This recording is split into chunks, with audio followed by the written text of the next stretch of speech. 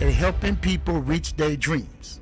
That's a fact. That's a fact. So take that from that. And I ain't never stole nothing from nobody. Federal authorities have just leaked new evidence suggesting Big U may have been the one who ordered the hit on Nipsey Hussle, and it's making people look at Big U with intense suspicion.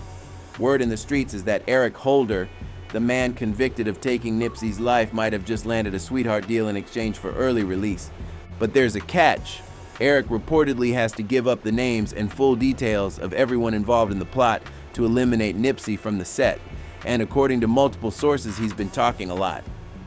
Yeah, so this section at the top is all us. As far as fulfillment, this whole area is Marathon's area. Oh, man.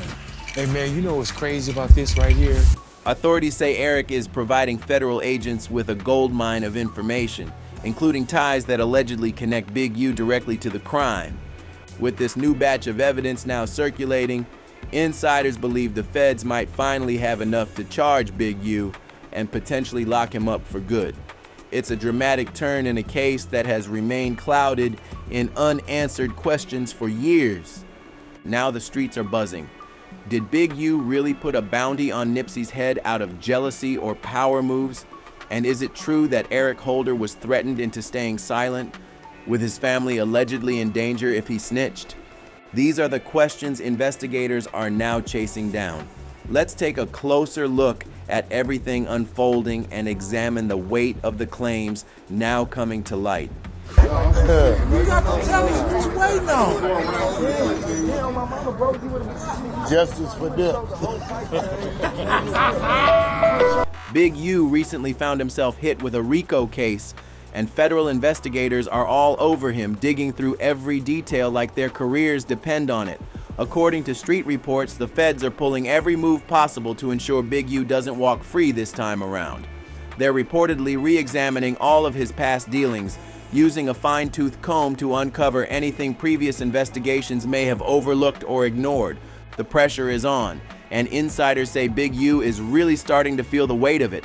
What's making things even more intense is the word that Eric Holder, his one-time right-hand man, is allegedly cooperating with authorities. If that's true and Eric is giving up solid details about Nipsey Hussle's death, then Big U could be in serious danger of going down hard. And his brother go shoot at us? Brother pull a gun out on Big U. His brother you don't pull no gun out on no, every street, no nigga, I don't give a damn where you shot that gun at, you pulled it out on me. And Big Black Sam ain't never been down with the set. Black Sam have always tried to pull out of Nip's business. Nipsey and Big U weren't strangers. Their connection traces back to the mid-2000s, around the time Nipsey cut ties with Epic Records. That's when Big U stepped in as his manager, helping to guide his next moves in the music industry. At the time, Big U was already well known in the streets. He came straight out of Arlington and Slauson in central Los Angeles, areas that would later be recognized as the home turf of the Rollins 60s Crips. He wasn't just a name, he was active in the field. Back in those days, Big U was reportedly on the front lines, getting into fights, setting up plays, and moving through the ranks of street life with calculated moves and deep connections. Today, we sold his own music. And this is the reason why we are giving him the award, the Businessman Award, because he really exudes everything that you need to exercise in business. So let's give this man a hand and clap it up for him. That background is now being put under a microscope, and with Eric Holder reportedly cooperating, Big U's old history could end up being the foundation of his downfall.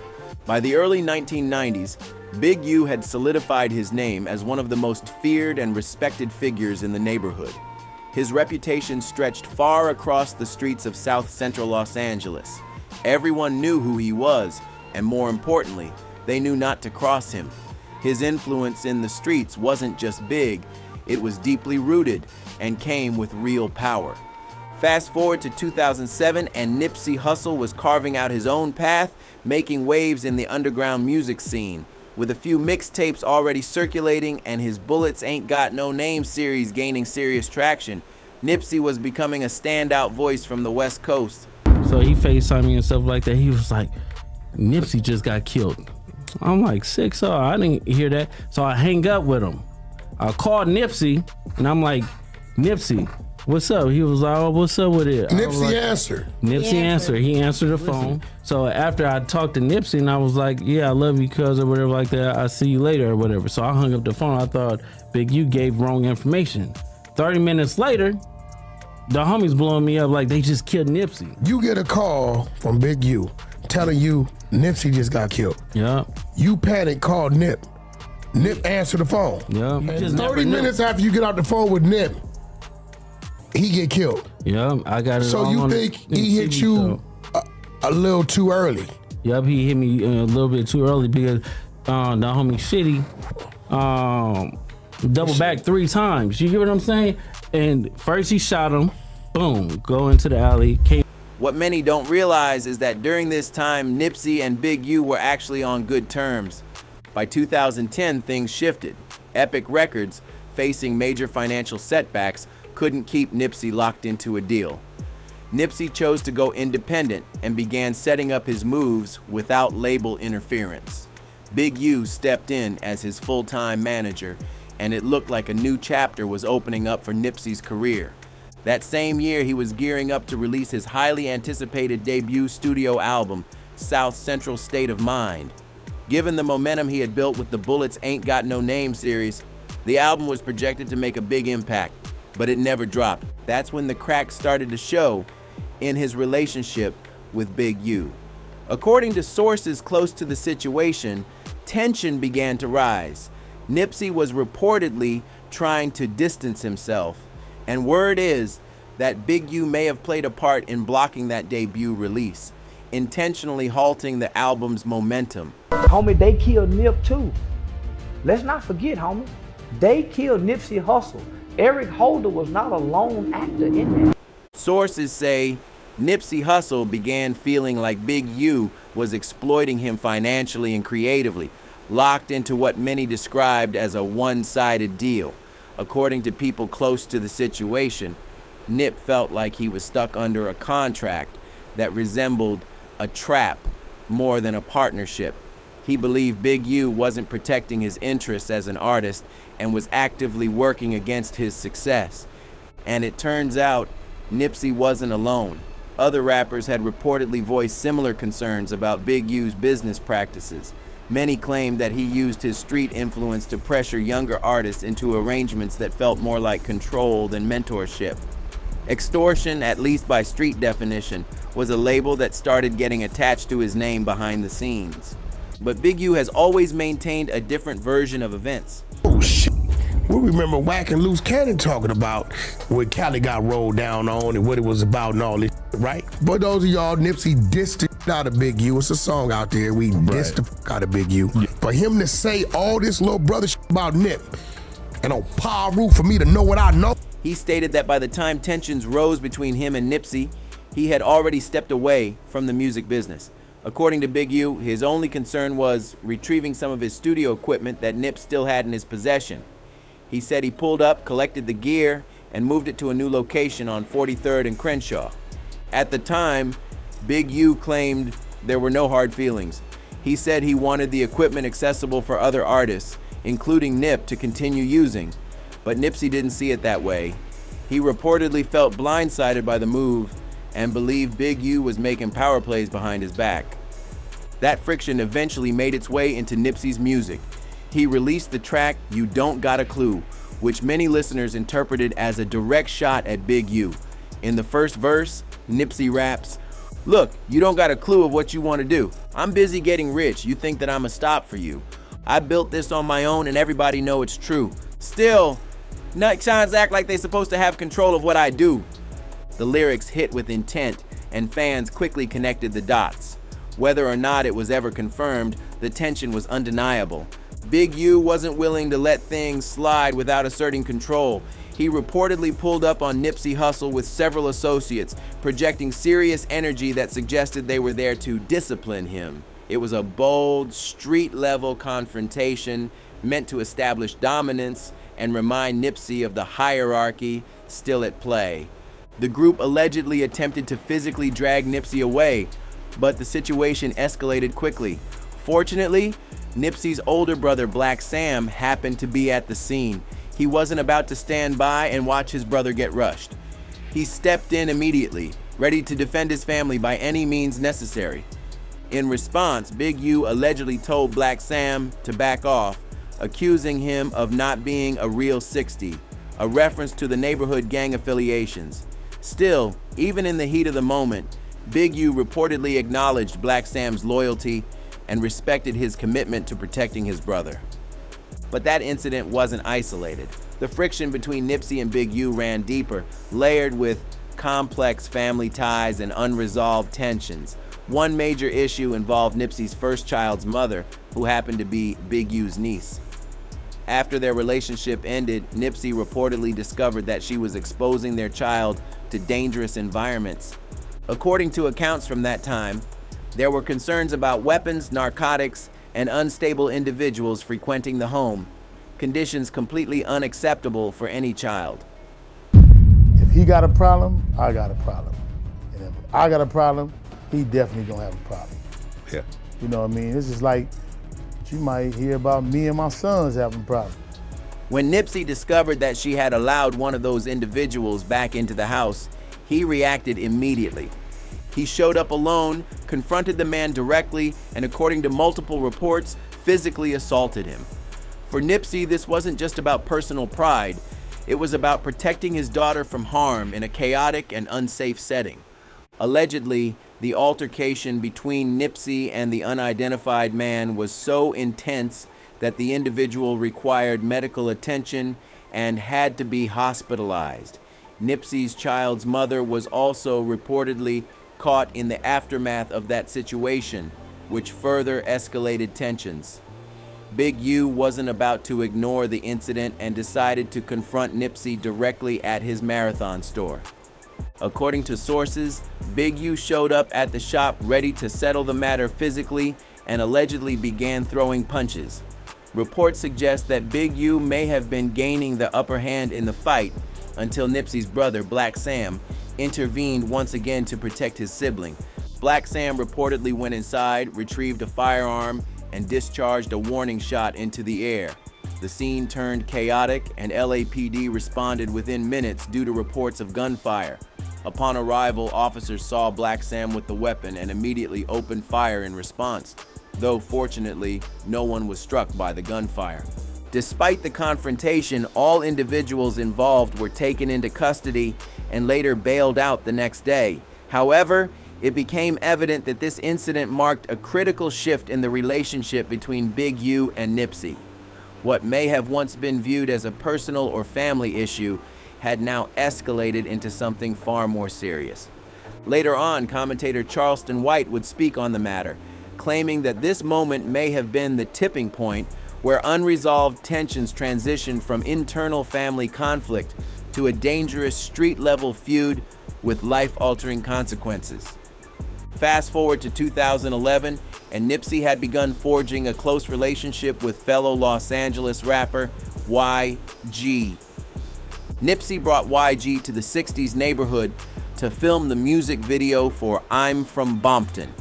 YG, being affiliated with the Peru set, made this a highly controversial move, especially considering he was stepping into rival Crip territory. At the time, bringing someone from an opposing set into the heart of a Crip stronghold was seen as a serious breach of protocol.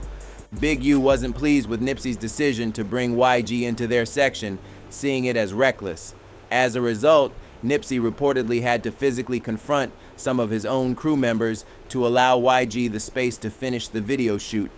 The incident, though risky, eventually led to a bond of mutual trust between Nipsey and YG, with both rappers gaining respect for each other.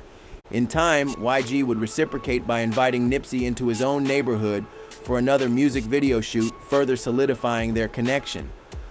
Over the next several years, Nipsey's star continued to rise rapidly. He released critically acclaimed mixtapes, was nominated for a Grammy, and launched numerous entrepreneurial ventures, all while maintaining an unwavering commitment to independence. During this period, Nipsey and Big U had an inconsistent relationship, cordial one day and clashing the next. Their dynamic was complicated and layered, driven by both personal and business history. Still, despite their ongoing disputes, even Big U acknowledged Nipsey's unmatched drive and rare determination in the industry. He was known for rapping his own merchandise, running his store hands-on, and exemplifying a self-made model in music. Nipsey fully embodied the hustle in his name, becoming an independent force within hip-hop. He didn't just build a career, he crafted a legacy, earning admiration not only for his music, but also for his lasting impact on the local community. The situation grew even more tense after a resurfaced clip from one of Big U's live streams began circulating widely. In it, he made comments perceived as disrespectful toward Nipsey Hussle. As the footage gained traction, speculation about his involvement intensified, painting him in an increasingly suspicious light across social platforms and local discussions. Even after Eric Holder's arrest and conviction for Nipsey's death, many remained unconvinced that he acted alone.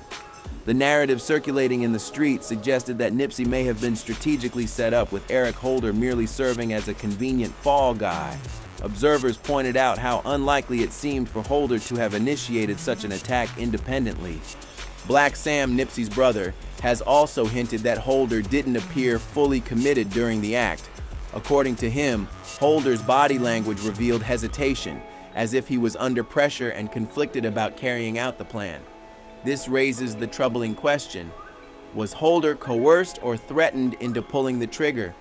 The theory suggests that Holder may have been told his loved ones would suffer serious consequences if he refused or later decided to speak out. While Sam avoided naming names, his implication was that certain individuals may have been envious of Nipsey's rise and influence, possibly feeling that his success challenged their authority. Figures like Wack 100 have also publicly claimed that Big U allegedly resented Nipsey's growth and may have grown impatient when his downfall didn't happen quickly. Some insiders have even speculated that Big U wanted to eliminate any remaining threats, including Black Sam, by removing him entirely from the equation, escalating suspicions surrounding the entire tragedy. Word is spreading fast that Big U has taken issue with Black Sam continuing Nipsey Hussle's legacy. Instead of letting the marathon brand fade, Sam has expanded it, pushing forward Nipsey's businesses, community work, and long-term vision. What was once seen as a tribute has now become a movement, and the streets are noticing. Despite once publicly supporting Nipsey, sources claim Big U is far from pleased. Some insiders say he assumed Nipsey's legacy would dissolve after his death. But Sam's resilience has kept it alive, and this success reportedly hasn't sat well with those who expected otherwise. That frustration may run deeper than it appears. Now there are whispers of a newly leaked audio recording. In it, Big U allegedly references unfinished business, and many believe he's talking about Black Sam. If true, it could confirm long-held suspicions that the tension between them didn't die with Nipsey, and that bigger plans were in motion. Meanwhile, federal investigators have tightened their grip on Big U. With his name surfacing in multiple sealed documents and evidence leaks, he's reportedly staying out of the spotlight. Rare posts, skipped interviews, and silence from his usual supporters are fueling speculation. Some say even his allies are distancing themselves fast. The shift is noticeable. People once vocal in his defense have gone quiet, possibly to avoid being entangled in legal trouble. The silence says everything. With new indictments and leaked audio circulating, it looks like Big U's time in the shadows may be ending. What's your take on the federal pressure building around Big U? Could he be hiding involvement in Nipsey's death, or are these rumors being stretched too far? Share your thoughts in the comments. And if you want more updates on this story, like and subscribe. The next deep dive drops soon.